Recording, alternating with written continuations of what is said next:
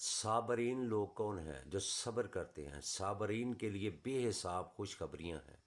ऐसे सब्र करने वाले जो हर मुश्किल में, हर परेशानी में सब्र करते हैं, अपने रब को पुकारते हैं, कुरान पाक की तलावत करते हैं।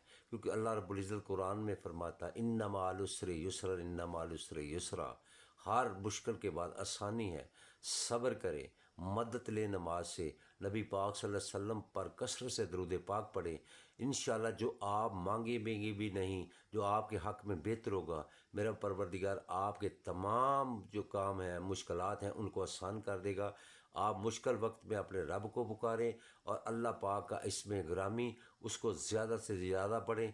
या करीमो या करीमो या करीमो पढ़ते जाएं और सब्र करें। इंशाअल्लाह सब्र करने वालों के लिए अल्लाह पाक ने बहुत खुशखबरियाँ रखी हैं।